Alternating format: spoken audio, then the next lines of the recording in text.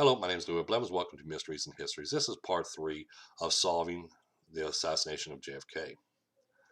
Okay, or the JFK assassination, so to say. What I'm going to do is a little quick summary of everything I was talking about in the first two videos. Okay, you have a lot of things you have to look at when it comes to JFK assassination. You have to piece a lot of stuff together. You got a lot of work. You got to sit there when you find evidence stuff, just like you got to go back in, you got to look at why the windshield is cracked right here. Okay, you got to find the evidence of why this is here, like bullet residue and everything else. And then you start piecing it all together. You have to buy supplies that you need. You have to make films. You got to make sure that these actually happen or that happened. Just like when I look at these frames here, we can see JFK being shot in the right side of the head and he's being pushed off to his left. Now we know the reason why he didn't go fully to his left is because Mrs. Kennedy was actually holding him in position. Plus he had a back brace on. Okay, so we got all this information, so now we know.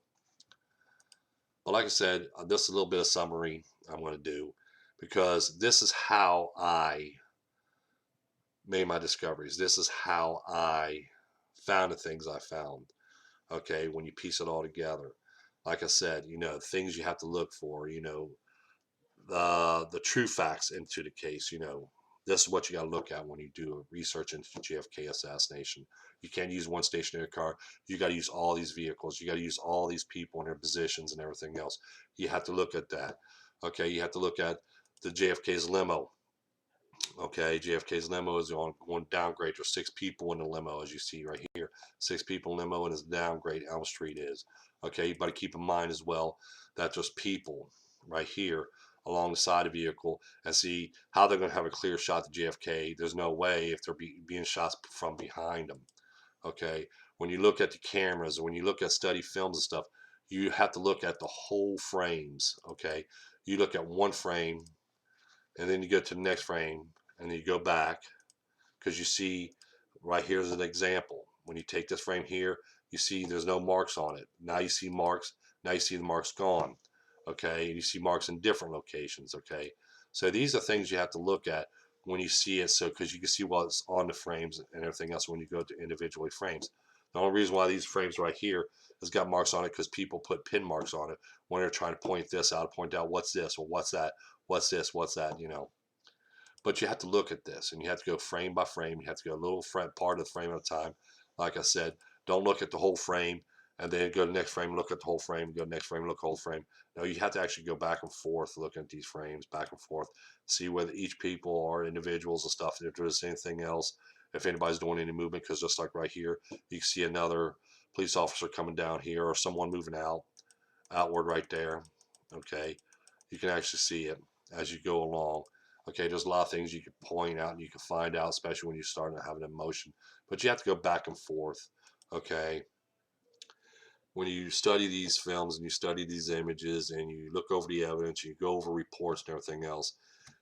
If what you read does not line up to what can be seen in films or images, it's not the films and images as people want to push as being altered. It's the story that's been pushed as false information. Okay, they're not going to tell you the truth. They're going to give you the false information and tell you that's the truth when it's really not. They're giving you the false information. If it does not line up to anything that we see in the films and images, it never happened.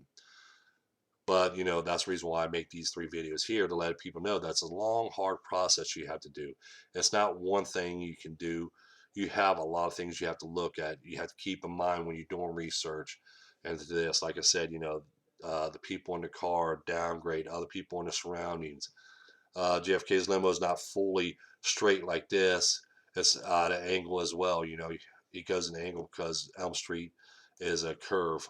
Okay, you have to look at all this stuff here. Okay, and you have to keep all this in mind as you're doing the research. And every time you find evidence, take a map like this, place a location that you're looking at, then place that evidence in that location where you say that, and then after you get all this evidence compelled together, then you can know your whole story. Then you have your facts. Then you have everything all in one spot.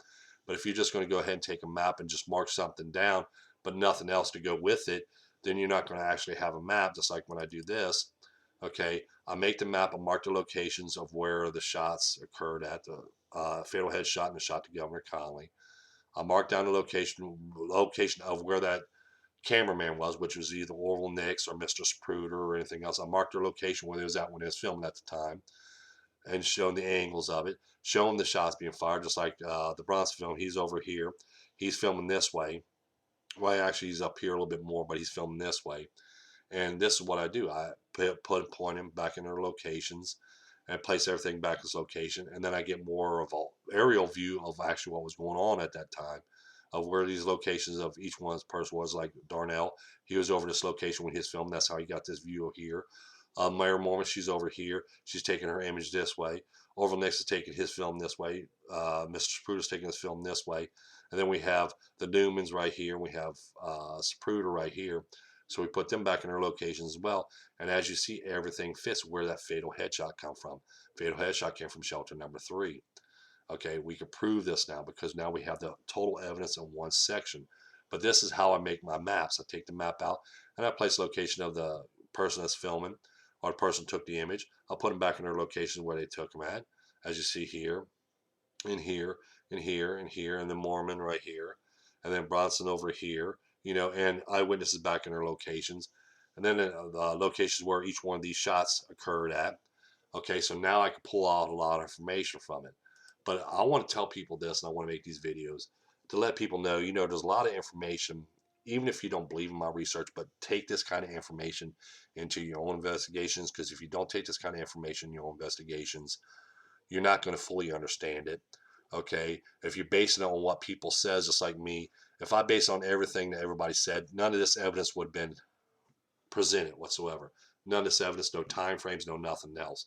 Just like I kept my open mind when it was about Lee Harvey Oswald's route. Everybody was concentrating for the past 50-something years. Everybody was concentrating on them steps. But I had to sit there and think to myself, is there another way? So when I started reading reports and stuff like that and reading testimonies and said, where there's eyewitnesses claim that they send the elevator back up to Oswald on the 6th floor, okay? And I was like, okay. And then there's an elevator stop right here and the doors right here where the cooking machine where he's seen. Now, he wasn't out of breath, they said. He wasn't sweating or nothing. He wasn't out of breath when he was in front of the Coke machine. But if he was running down the steps, he would be sweating sweating real bad, and he'd be out of breath and everything else. Okay. So, but there was nobody seeing him on the steps. That was a key fact too, because no one's never reported seeing somebody, because there was other people actually was on the 7th floor coming down, even on the 6th floor and everything else. They was coming down as well, and they didn't see Oswald on the staircase or stairwell or even an assassin. They didn't see that, so there had to be another exit. If he'd have took this fire escape, which is on the outside of the building, people would have seen him coming down there. So he wasn't going to take that. So that was only left one position left, and that was the elevator right here. And the elevator, all he had to do is walk through the door. He's right in front of the Coke machine, as you see right here. Right here's the door. Walk right, Coke machine, and right behind this Coke machine here is the elevator. So that would have been more obvious of an exit for Oswald to come down from the 6th floor to the 2nd floor fast, plus be right in front of that cooking machine lunchroom within a matter of seconds instead of, a long period of time trying to run down the steps. So see, when they did their test on that, again, they're pulling false information because they're basing it from the sniper's window, taking the steps all the way down to the lunchroom, getting in and out lunchroom and stuff like that. But, like I said, there's no eyewitnesses said they seen them. Like, even people was running down, they said they did not see Oswald or anybody coming down the steps. So see, you have to look at a different escape route then. So that's what I did. I looked for a different escape route when I started viewing this stuff. And I was like, okay, well, here's the elevator. Testimony said they sent an elevator up. Okay, the elevator's right behind a Coke machine, right on the other side of the lunchroom there. All you had to do is just walk right through doors right there in front of Coke machine. So there's his route. But nobody never knew that or never even thought about that. But I had to. I had to figure out how did he get down there to the 2nd floor? If he took them shots out of the window, how did he get down? Because we could see in one of the images, I think it's the Diller image, you could actually see Oswald looking out the window, which I point out and I show that. And here's the reason why, he was over here and he could take his picture right here from down here. Because remember, Diller was down here. He took his picture of Oswald standing out this window here because he was up there placing a rifle up there. Okay, so we know he was on the 6th floor at the time of assassination, but right after assassination, he was on the 2nd floor in the lunchroom in front of that Coke machine. So he had to have a fast exit, get from that one location from point A to point B real fast.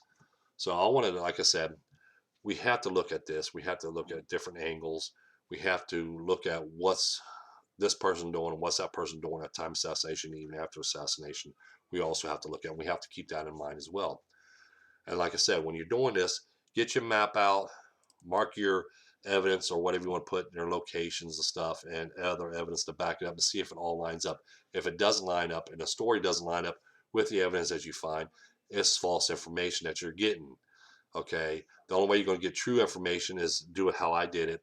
Take your maps, place your evidence, your photographic evidence in that location, and see what you come up with. Okay, just like Spruder film. Spruder film has never been altered. No image has been altered or anything else because all these films and all these images line up with one another. Okay, and for them to alter one image or one film, they would have to actually have all the frames of all the films together at one time and all the images together at one time, which they never done this because I'm the only one that did this because I know exactly when these images was taken, as I point out in my other videos. Okay, all Jin's image number 7 was taken frame 394 to Spruder film. Okay, at this point here, we already know there was 7 shots fired. JFK was already shot 4 times. Governor Connolly was shot twice. And then we had the curb shot, which was one of the first distraction shots. But the distraction shots to the manhole cover, to the steps, to the grass area, to the sign and lamppost was never even fired yet. So there was more shots getting ready to be fired right after this image was taken. So see, now I have more information now. Okay, that's why I try to point out to people when you have information like this, okay, just like right here, we got marked on the maps of when JFK was shot a certain time. Okay, then we look at all Jen's image number 6. We pinpoint that location where that image was taken at. And we line this up with the frames and stuff. We know it's frame 254. So when all Jen took this image right here, we have information. The information we got now is JFK was already shot 2 times, once in the back, once in the head, and Governor Connolly was shot in the right side. So we know there was already 3 shots fired at this point when this image was taken. This information was never even given out before. I'm the one giving this information out because I'm the one found this, so I know this in detail. This is how I find all my research when I do my research. This is how I can go into details when it comes into the JFK assassination case. I go into details because I have the answers. I look for the answers. Like I pointed out, I come up with questions for myself to answer. If no one else is going to ask the questions, I ask the questions myself, but I want to know these answers. Okay, because like I said, when you look at this, when you take even a simple map like this, we look at the Dealey Plaza stuff, we know it's a windy road. We know he comes down straight, goes straight this way, but then he makes that 90-degree turn and turns down. And it's a windy road. Keep that in mind. Keep that in mind that this is all a hillside on this side of the road here, and over here on this side is hillside too. So any shots be firing downward into this location right here. Okay, just like in the buildings, they're firing downward. Okay, they're not firing straight ahead, but they're presenting the gunmen over here between the picket fence and the shelter, and behind the picket fence, they're pointing straight ahead, and no shots can be fired straight ahead this way. If you look at it from this angle, you will say yes, hitting him. But if you look at it from this angle and you look at realistic and you look at ground level, that's going over his head, and that's going to end up shooting something over here in this location here. It's going to make contact with something over here, an object or a person over here. It's not going to make no contact with JFK here.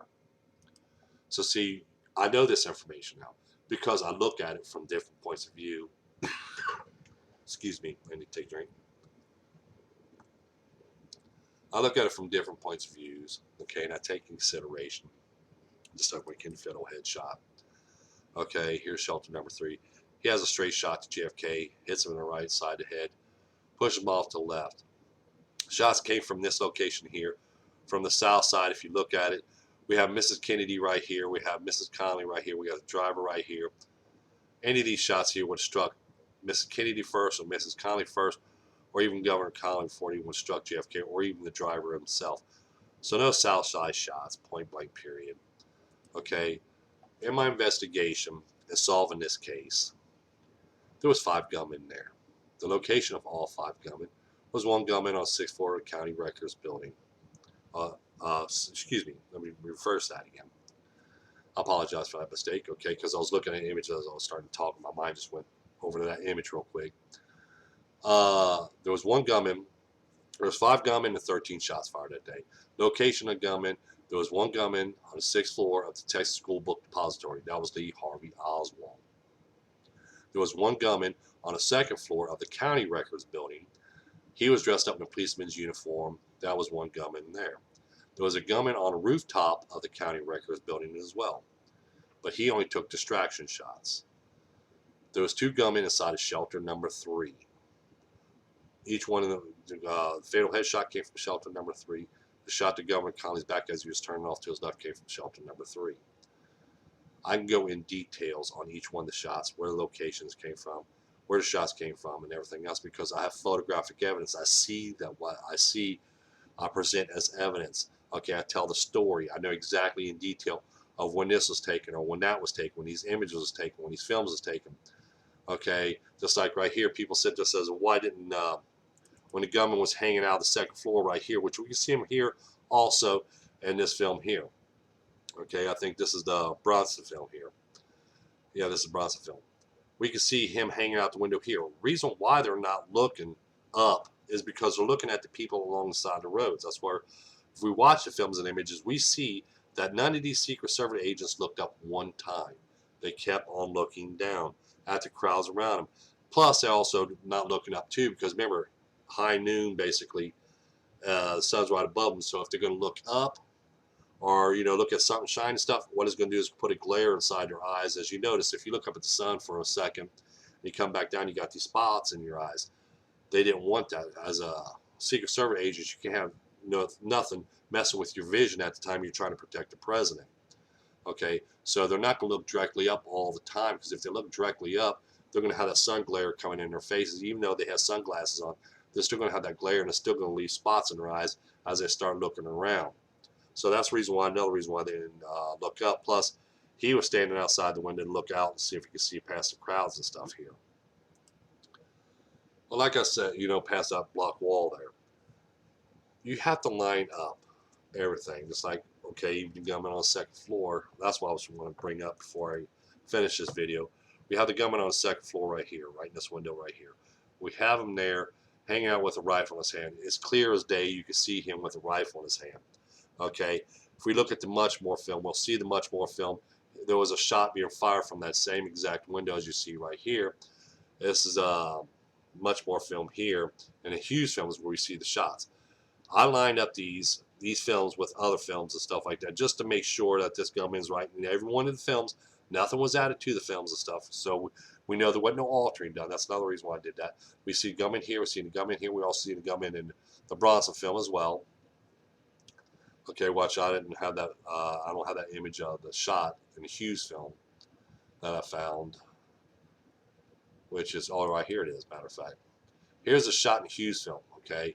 Well, again, what I did was I lined up this car here with this car here, so I could exactly pinpoint of what this shot made contact with. This was the first headshot to the back of JFK's head, okay? That's how I pull this information out, because I lined up the films, lined up the images, know exactly when it was taken at what specific time and stuff. Okay, like I said, all Jen's image number 6. JFK was already shot twice. Once in the back, bullet his throat, and the shot struck him in the back of the head, and then Governor Connolly being shot in the right side as he was looking off to his right. This shot here that we found in Hughes film, and it's being fired. That was the first shot to JFK. That was a headshot to JFK right there, when a bullet entered JFK's head 15 centimeters and stopped, because it came in from the left going out to the right, and that's where it stopped at, right over here on the right side of JFK's head. And then when JFK got closer down to shelter, when shelter took his shot, the gunman behind the shelter took his shot, struck JFK in the right side of the head there, and that bullet made contact with that other shot that struck JFK in the back of the head. And that's when JFK's head opened up, because both bullets made contact with one another. And that's why there was nothing inside JFK's head except for bullet fragments all over in his brain and in his head and all over the back seat and stuff like that, because both bullets collide and then went to pieces. Okay, like I said, this is how I pull out my information. That's how I know. People say the JFK assassination case is never going to be solved, but actually it is solved. There was 5 gunmen there that day. There was 13 shots fired that day. Photographic evidence gave us that information. Behind the JFK assassination, KGB was behind the assassination. There's evidence to prove that they wanted JFK assassinated. He was going to be assassinated before he even went to Cuba to talk to Castro. Okay, they wanted to assassinate JFK. Why? Because they wanted to slow us down. Because of we're already going to the moon. We're already doing this. We're already doing that. How you slow down the American people? Take out their president. They figured they'd take out the president. They're going to slow us down. They're going to keep us. They're going to put us to a stop. They're going to put us to a halt. Okay, the Kennedys knew this. Just like Robert Kennedy. Robert Kennedy knew this as well. This is the reason why, and starting World War III during that time, because everything was going on, start World War III. What they did was they signed an agreement and signed and says, I want everything, all the evidence put away for 75 years. It was signed by Mrs. Kennedy and Robert Kennedy. They're the ones that signed the paper saying they want this stuff to be hidden for 75 years. Because if they brought out the information, they brought out the evidence, then they're going to sit there and say, well, there should have been a war, there should have been retaliation, and everything else like that. Okay, people's got to understand that. I've seen the documents. A lot of people's not going to point this kind of information out, but I'll point this information out. Like I said, JFK assassination has been solved. Okay, I know a lot of people will disagree with me, which is understandable. Like I said, you know, they're probably going to do a lot of dislikes on my videos and stuff like that because I said this. But it's not about ratings, okay? It's not about money. It's not about who's going to get fame from it. It's about telling the truth. It's about solving a murder case. Murder case, when I looked at the JFK assassination, yeah, he's a popular man and stuff, but I still looked at it as a murder case, as an individual, a person. It's a murder case. Has to be solved. There's answers to every murder case if you take your time, you go over the evidence, you place everything back in its place, and you actually view it from every different angle, and you look outside that box, you'll find them answers. As you see here, it took me 12 years and a lot of money, a lot of time into finding the answers for people when it comes to the JFK assassination. I hope you enjoy my video stuff. I'm going to make more videos and bring out more stuff. But the JFK assassination case, in my eyes, JFK assassination has been solved. There's no more you can do in this case. The gunmen are there. There's 5 gunmen. There's 13 shots.